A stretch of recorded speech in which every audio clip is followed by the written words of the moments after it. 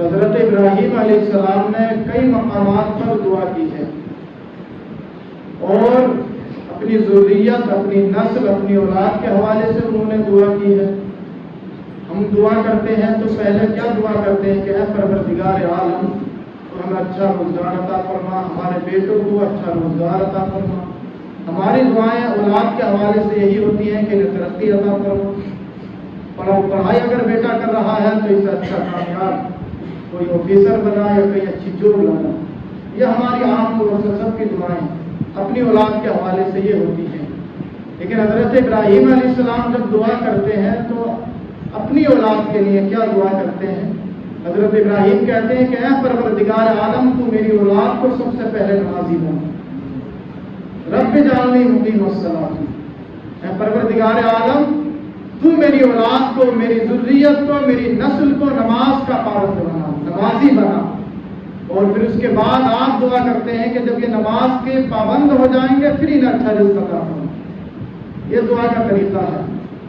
اور حضرت ابراہیم علیہ السلام ایک زمانے تک اس روئے زمین پر اکیلے ہی تنہا نماز پڑھتے تھے، تو پوری روئے زمین تمام لوگ انسان سب تھے موجود، لیکن صرف تنہا حضرت ابراہیم اس روئے زمین پر جب نماز پڑھتے تو ایک مرتبہ آپ نے اللہ سے دعا کی ہے پروردگار عالم تیری تمام بندوں میں صرف میں ہی تیری نماز پڑھتا ہوں، مجھے اچھا نہیں لگتا کہ میں ہی تنہا عبادت کروں، ان میں سے بھی کوئی کیا ہم منتخب فرما دے جو میرے ساتھ نماز پڑھے۔ اللہ تبارک و تعالیٰ نے حضرت ابراہیم کے ساتھ کہ وہ تنہا نماز پڑھتے تھے تو اللہ نے باقاعدہ فرشتوں کو بھیجا کہ جاؤ میرا ابراہیم روئے زمین پر تنہا نماز پڑھتا ہے، جاؤ تم بھی اس کے ساتھ شامل ہو کر کے نماز پڑھا کرو۔ حالانکہ فرشتوں کو نماز کی کوئی عادت نہیں ہے، وہ تو ہمیشہ پڑھتے رہتے ہیں، تسبیح و تحلیل کرتے رہتے ہیں، لیکن حضرت ابراہیم کا دل لگانے کے لیے اللہ نے آسمانوں سے فرشتوں کو بھیج دیا کہ وہ نماز پڑھتا ہے تو تم بھی نماز پڑھو۔ تو اللہ تبارک و تعالیٰ کی بارگاہ میں حضرت ابراہیم کی جب دعا ہوتی ہے اولاد کے لیے تو سب سے پہلے حضرت ابراہیم جو ہے وہ نماز کے لیے دعا کرتے ہیں کہ میری اولاد کو نماز کا پابند بنا۔ اس کے بعد کہتے ہیں وَارْزُقْهُ أَهْلَهُ مِنَ الثَّمَرَاتِ، پھر انہیں پھلوں سے اچھا کیا ہے رزق عطا فرما۔ حضرت ابراہیم علیہ السلام کا تذکرہ یوں بھی قرآن میں 60 مرتبہ آیا ہے۔ اس کی وجہ صرف یہ ہے کہ اللہ تبارک و تعالیٰ جس نبی کا قرآن میں تذکرہ کرتا ہے تو اپنے محبوب کو تسلی دینے کے لیے کرتا ہے۔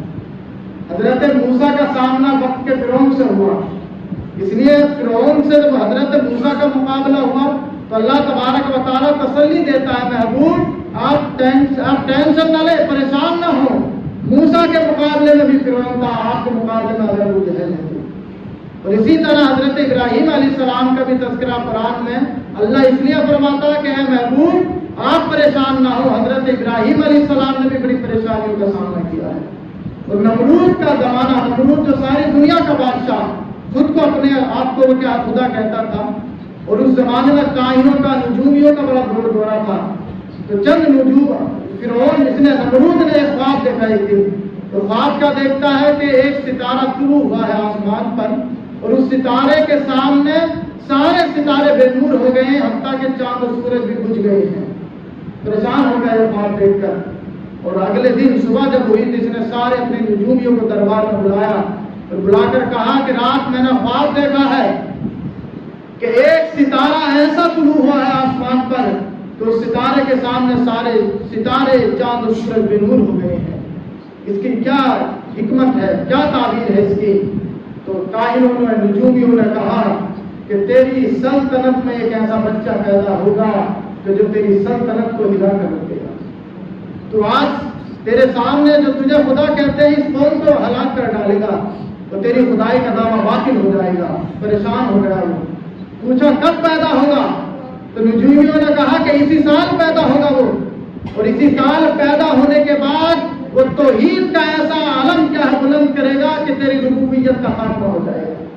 کہا کہ اس میں کیا پریشانی والی بات ہے، اگر اس سال ہی پیدا ہوگا تو اس نے باقاعدہ ایک ٹیم یعنی محکمہ قائم کیا اور اعلان کرا دیا سارے شہر میں کہ اس سال یعنی پورے سال کوئی بھی مرد جو ہے اپنی عورت سے ملاقات نہیں کرے گا، اور کہا کہ اگر ملاقات کر لے کوئی، جس کے ہاتھ بچہ پیدا ہو بھی گیا، باقاعدہ پولیس اس کی لگی ہوئی تھی کہ پھر اس کو قتل کر دیا جائے۔ لیکن اللہ کی حکمت تھی، حضرت ابراہیم کو پیدا ہونا تھا، اسی سال حضرت ابراہیم علیہ السلام پیدا ہوئے۔ اور نجومیوں کو پتہ لگ گیا کہ ہاں وہ پیدا ہو گئے، پھر دربار میں بھاگے گئے اور کہا نمرود سے جا کر کہ تو نے تو پابندی لگاتی تھی کہ اس سال کوئی بھی مرد اپنی عورت سے ملاقات نہیں کرے گا، لیکن وہ بچہ تو پیدا ہو گیا ہے۔ تو نمرود جو ہے پھر بھڑک گیا کہ پیدا کیسا ہو گیا، پھر اس نے کیا ہے چھان بین کی کہ کہاں پیدا ہوا، کیسے پیدا ہوا، لیکن جسے اللہ رکھے اسے کون چکھے۔ حضرت ابراہیم علیہ السلام کی پیدائش ان کی والدہ نے ایک تہخانے میں جا کر، پہاڑوں کے اندر تہخانہ ان کے والد نے بنایا تھا، وہاں جا کر حضرت ابراہیم علیہ السلام کی ولادت ہوئی ہے شہر سے باہر۔ اور آپ جاتی اور تنہا چھوڑ کر آ جاتی تھی شہر کے اندر اپنے گھر کے کام کاج دیکھنے، شہر کا ماحول دیکھنے، اور پھر جب واپس جاتی اس تہخانے کے اندر تو کیا دیکھتی کہ حضرت ابراہیم علیہ السلام تنہا رہ جاتے اس غار میں، اور اس تہخانے کے اندر حضرت ابراہیم اپنی انگوٹھے سے کیا ہے دودھ نوش فرما رہے ہوتے۔ اس طرح حضرت ابراہیم علیہ السلام کی ولادت ہوئی اور نمرود کو خبر تک نہ ہوئی کہ حضرت ابراہیم علیہ السلام پیدا ہو گئے۔ اور بت پرستی کا زمانہ، اور ایسے گھر میں آپ پیدا ہوئے۔ حضرت ابراہیم علیہ السلام کے جو آپ کا چچا تھا آزر، جس کا قرآن میں ذکر ہے، وہ بتوں کو تو پوجتا ہی تھا، بتوں کا بزنس بھی کرتا تھا، یعنی مارکیٹ میں بت تراش تھا اور ان کو مارکیٹ میں بیچا کرتا، اور اتنا بڑا وہ بت گھر تھا۔ حضرت ابراہیم علیہ السلام جب پروان چڑھے تو حضرت ابراہیم علیہ السلام نے کہا کہ تم کسے پوجتے ہو؟ تو اس کے چچا آزر نے کہا کہ تو کیوں نہیں پوجتا ہے، ہم بھی تیرے ستاروں کو پوجتے ہیں۔ تو حضرت ابراہیم علیہ السلام نے کہا کہ ان ستاروں کو تم پوجتے ہو؟ حضرت ابراہیم علیہ السلام نے کہا کہ ان ستاروں کو پوجتے ہو؟ جب ستارے ڈھل گئے، چھپ گئے دن نکلنے کی وجہ سے، تو حضرت ابراہیم نے کہا انی لا احب الآفلین، میں ان ستاروں کو نہیں پوجتا ہوں جو ڈوب جائے۔ وہ خدا نہیں ہو سکتا ہے جو چمکے پھر ڈوب جائے۔ تو کہا کہ ہم ان چاند کو پوجتے ہیں۔ کہا اچھا چاند کو پوجتے ہو؟ تو پھر چاند کو دیکھتے رہے، جب چاند بھی چھپ گیا تو کہنے لگے کہ فلما رأى القمر بازغا قال هذا ربی، کہ جب چاند چھپ گیا اور جب چاند ڈوب گیا تو پھر حضرت ابراہیم نے کہا کہ میں ایسے چاند کو اپنا خدا نہیں بنا سکتا جو ڈوب جائے۔ کہنے لگے ہم سورج کو پوجتے ہیں۔ فلما رأى الشمس بازغة قال هذا ربی هذا اکبر فلما افلت، جب سورج ڈوب گیا، شام ہوئی، سورج بھی ڈوب گیا، تو حضرت ابراہیم علیہ السلام نے کہا کہ میں ایسے کو خدا نہیں بنا سکتا جو ڈوب جائے۔ پھر کہا کون ہے خدا، کسے تم پوجتے ہو؟ تو حضرت ابراہیم علیہ السلام نے وہاں پر جو دعوت و تبلیغ کی ہے کہا کہ میں اسے پوجتا ہوں جو مجھے رزق دیتا ہے، میں اسے پوجتا ہوں جو ان چاند و سورج کا مالک ہے، میں اسے پوجتا ہوں کہ جس کے حکم سے یہ چاند و سورج چل رہے ہیں، جو زندگی کا بھی مالک ہے، جو موت کا مالک ہے، جو زندگی عطا فرماتا ہے، جو موت بھی عطا فرماتا ہے۔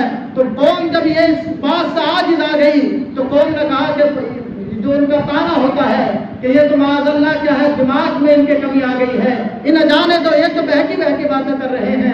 پھر کیا ہے، ایک عرصہ گزرتا گیا، حضرت ابراہیم علیہ السلام دعوت و تبلیغ کا کام انجام دیتے رہے، لیکن ایک مرتبہ پھر ساری قوم حضرت ابراہیم کے پاس اکٹھی ہو کر آئی، بولے اس بار ابراہیم کو ضرور منا لیں گے، ہم جنہیں پوجتے ہیں، جن معبودوں کو ہم پوجتے ہیں، آج ابراہیم کو بھی ان کے سامنے جھکا دیں گے۔ ساری قوم اکٹھا ہو کر آئی اور حضرت ابراہیم سے آ کر عرض کرتی ہے کہ ابراہیم تم آج ہمارے بتوں کی شان و شوکت دیکھ لو جا کر، جنہیں ہم پوجتے ہیں، یقین سے ہم یہ بات کہتے ہیں کہ اگر آج تم نے ہمارے بتوں کا حال دیکھ لیا تو تم بھی آج ہمارے بتوں کے سامنے جھک جاؤ گے۔ تو حضرت ابراہیم نے پوچھا آج کا منظر ہے؟ تو کہنے لگی ساری قوم کہ سال میں ایک مرتبہ ہمارا میلہ لگتا ہے، ہم اچھے اچھے کھانے پکا کر طباخ سجا کر اپنے بتوں کے سامنے رکھ دیتے ہیں اور اپنے بتوں کو بڑا اچھے سے سنوارتے ہیں، سجاتے ہیں۔ آج تم ہمارے بت خانے میں جا کر دیکھو کہ آج ہمارے بت کیسے سجے ہوئے ہیں، سجے ہوئے ہیں، تو آج تمہیں ہمارے معبودوں کا، بتوں کا یقین ہو جائے گا۔ تو حضرت ابراہیم علیہ السلام نے کہا بظاہر تو منع نہیں کر سکتے تھے کہ میں نہیں جاؤں گا، لیکن آج حضرت ابراہیم کی سیرت سے بھی عمل لینا، اس سیرت پر بھی عمل کرنا چاہیے مسلمانوں کو، جو دوسروں کے کیا بتوں کو دیکھنے چلے جاتے ہیں۔ بلاوا آتا کہ ہاں ہم نے رکھ دیا ہے اپنا، 11 دن تک رکھے رہتے ہیں، اور مسلمان کتنے ہمارے ایسے مسلمان نوجوان ہیں جو دوستی یاری میں چلے جاتے ہیں، کتنے ایسے لوگ ہیں کہ چور کا سسٹم ایسا بنا ہوا ہے کہ ہمارے باپ دادا ان کے یہاں جاتے اس لیے ہمیں بھی جانا پڑتا ہے. لیکن حضرت ابراہیم کا جواب سنو. حضرت ابراہیم کہتے ہیں وَنَظَرَ نَظْرَةً فِي النُّجُومِ، آپ نے ستاروں کو دیکھا اور ستاروں کو دیکھ کر کہا کہ میں بیمار ہونے والا ہوں، میں نہیں جا سکتا ہوں تمہارے میلے میں. کون سمجھ گئی کیونکہ وہ ستاروں کو مانتی تھی. کہا کہ ہاں جب ستاروں کو دیکھ کر کہا تو یقیناً یہ بیمار ہو جائیں گے اور انہیں ہم لے کر نہیں جائیں گے اپنے ساتھ، کیونکہ یہ اگر ہمارے ساتھ گئے تو ان کی بیماری ہمیں لگ جائے گی. یہ ان کا عقیدہ تھا.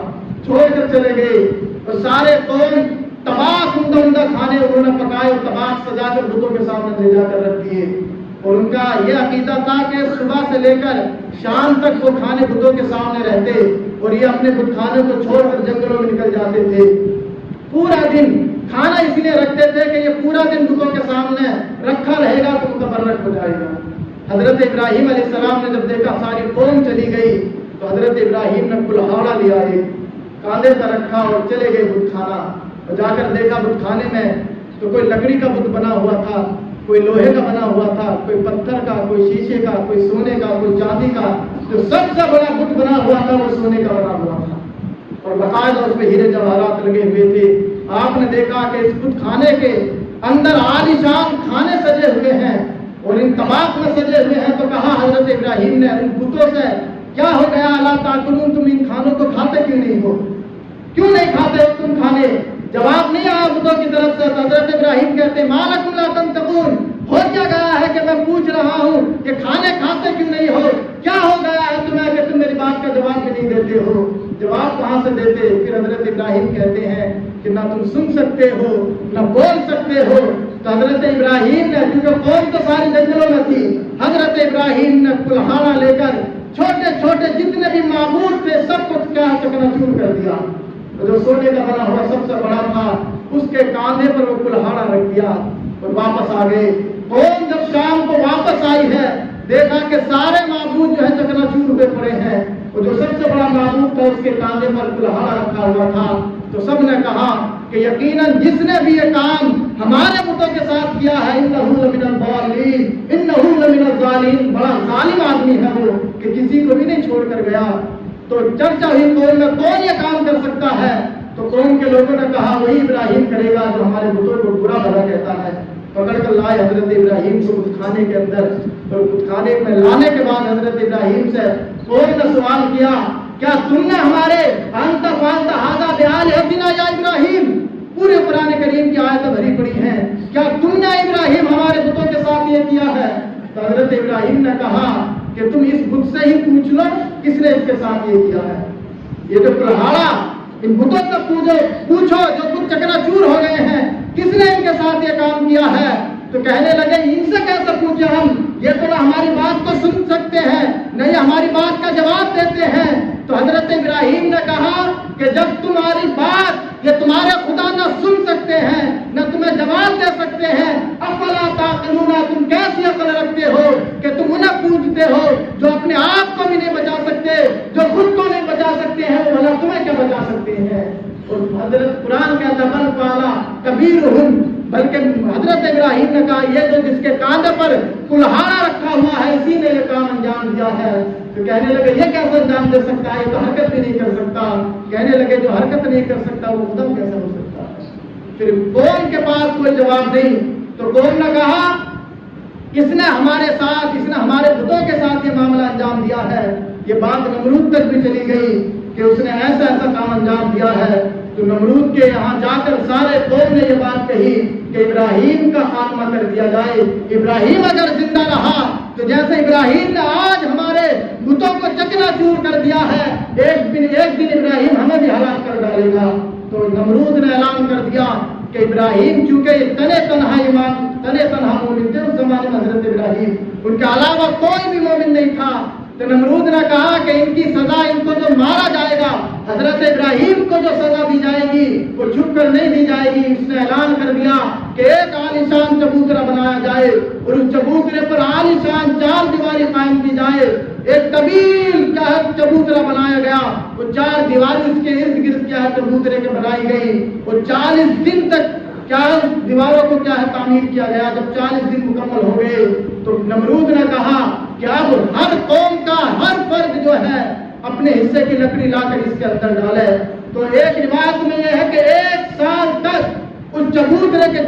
بیماری کے اندر 1 سال تک لکڑیاں ڈالی جاتی رہی، اور ایک روایت میں یہ ہے کہ 40 دن تک لکڑیاں ڈالی گئیں، اور قوم جو کہ بت پرستی میں مبتلا تھی، کسی نے کیا منت مانی، کسی نے کیا منت مانی، میں بیمار ہوں تو اگر میں ٹھیک ہو گئی تو ابراہیم کو جلانے کے لیے میں لکڑی ڈال کر آؤں گی۔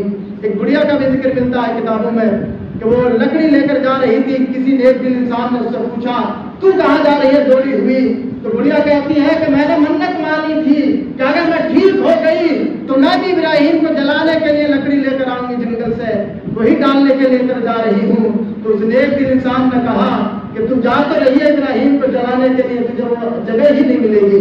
گڑیا بھٹکتی رہی، مر گئی، لیکن اسے وہ حضرت ابراہیم کی جگہ نہیں ملی جہاں پر لکڑیاں کیا ہے جمع کی جا رہی تھی۔ غرض یہ کہ جب 40 دن، ایک روایت میں 1 سال تک جب لکڑیوں سے وہ 4 دیواریوں کو بھر دیا گیا اور جب اس میں آگ لگا دی گئی تو اتنی شعلہ زر آگ تھی کہ پرندہ بھی اگر اوپر سے گزرتا تو جل کر خاک ہو جاتا۔ اب سوال یہ ہوا کہ اب کیونکہ جب دیکھا نمرود نے اور نمرود کے سپاہیوں نے کہ آگ اتنی بھڑک اٹھی ہے کہ کوئی اگر قریب جاتا ہے تو اس کو جھلسا دیتی ہے، اب سوال یہ پیدا ہوا کہ ابراہیم کو ڈالا کیسے جائے۔ اور اس آگ کے اندر، اس آگ کے بارے میں یہ بھی ہے، وہ بہت مشہور بات ہے کہ گرگٹ جو ہے وہ بھی باقاعدہ پھونکے مار رہا تھا، اور سوال یہ ہے کہ گرگٹ کیوں پھونکے مار رہا تھا؟ کسی نے پوچھا تو کیوں پھونکے مار رہا ہے حضرت ابراہیم کی آگ میں؟ تو وہ بھی اپنی حسد کی آگ بجھا رہا تھا۔ اور ایک روایت میں یہ ہے کہ ابابیل جو پرندے ہیں چھوٹے چھوٹے، وہ پانی اپنی چونچ میں بھر کر لا رہے تھے، حضرت ابراہیم کی آگ پر ڈال رہے تھے۔ ان سے بھی پوچھا گیا تم کیوں یہ کام کر رہی ہو؟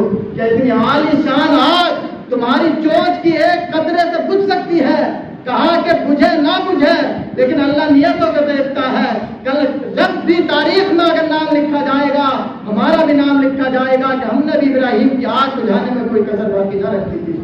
اور تمام مفسرین کا اس پر اتفاق ہے کہ ابابیل جو اپنی چونچوں میں پانی بھر کے لا رہا تھا، پرندہ چھوٹا سا جب پانی بھر کے لا رہا تھا چونچوں میں، ڈال رہا تھا بار بار لا کے، اللہ کو ابابیل کی یاد اتنی پسند آئی کہ اللہ تبارک و تعالیٰ نے حضور کے زمانے میں، یعنی جب خانہ کعبہ کو ڈھانے کے لیے جب ابراہ اپنا لشکر لے کر آیا تو اللہ تبارک و تعالیٰ قادر مطلق ہے، چاہتا تو بڑے سے بڑا پرندہ جنت سے بھیج سکتا تھا اپنے کعبے کی حفاظت کے لیے، لیکن کیا وجہ ہے کہ دنیا کے کروڑوں پرندوں میں سے اللہ تبارک و تعالیٰ نے ابابیل کو چنا ہے؟ اس کی وجہ صرف یہ ہے کہ تم نے میرے ابراہیم کی آگ کو بجھانے کا کام کیا تھا، وہ ادا تمہارا وہ کام مجھے اتنا پسند آیا تھا کہ آج اپنے کعبے کی حفاظت کے لیے میں نے تمہیں بھیج دیا ہے۔ صبح قیامت تک جو بھی انسان قرآن پڑھے گا تو وہ یہی سورت ضرور پڑھے گا، الم تر کیف فعل ربک باصحاب الفیل الم یجعل کیدہم فی تضلیل وارسل علیہم طیرا ابابیل۔ صبح قیامت تک اے ابابیل قرآن کریم تمہارے نام کو بلند کرتا رہے گا۔ وجہ صرف یہ ہے کہ تم نے ابراہیم کو بچانے کے لیے، آگ کو ٹھنڈا کرنے کے لیے، آگ بجھانے کے لیے تم پانی بھر کر لائی تھی چونچ میں۔ آج ہم تمہاری چونچ کے اندر اتنی طاقت پیدا کر دیں گے کہ تمہاری چونچ سے بظاہر تو ایک معمولی کنکر گرے گا لیکن اتنا پاورفل ہوگا کہ وہ ابراہ کے لشکر کے ہاتھیوں کو بھی کیا چیر کر وہ نکل جائے گا۔ یہ ہے حضرت ابراہیم علیہ السلام کی خدمت میں جب ابابیل نے اپنی خدمت کو پیش کیا، اللہ تبارک و تعالیٰ نے ابابیل کو وہ انعام دیا ہے کہ جو دنیا کا سب سے افضل گھر ہے خانہ کعبہ، اس کی حفاظت جب رب کرا رہا ہے تو ابابیل کے ذریعے کرا رہا ہے۔ سوال تو یہ ہے کہ جو ابابیل خانہ کعبہ کو بچانے کے لیے آئے، یہ وہ ابابیل نہیں تھے جو حضرت ابراہیم کو آگ کے لیے پانی لائے تھے، ہزاروں سال گزر گئے اس واقعے کو، لیکن ہاں اگر کوئی بڑا نیک کام کر جائے تو اس کی نیکی جو ہے اس کی نسلوں تک کیا ہے قائم و دائم تشریف ہے۔ اور ادھر جو گرگٹ حضرت ابراہیم کو جلانے کے لیے آگ میں پھونکے مار رہا تھا، اللہ کے نبی نے اس کے لیے حکم فرما دیا جہاں بھی گرگٹ نظر آئے اسے قتل کر دیا جائے۔ تو گرگٹ کے نصیب میں موت لکھ دی گئی ہے اور ابابیل کی قسمتوں میں کعبے کی حفاظت لکھ دی گئی ہے۔ اور جب 40 دن مسلسل ہو گئے آگ جلتے ہوئے تو شیطان آیا، اس نے انسانی شکل میں شیطان آیا اور اس نے آ کر نمرود کو مشورہ دیا، نمرودیوں کو، کہ تم یہ سوچ رہے ہو کہ ابراہیم کو آگ میں کیسے ڈالا جائے؟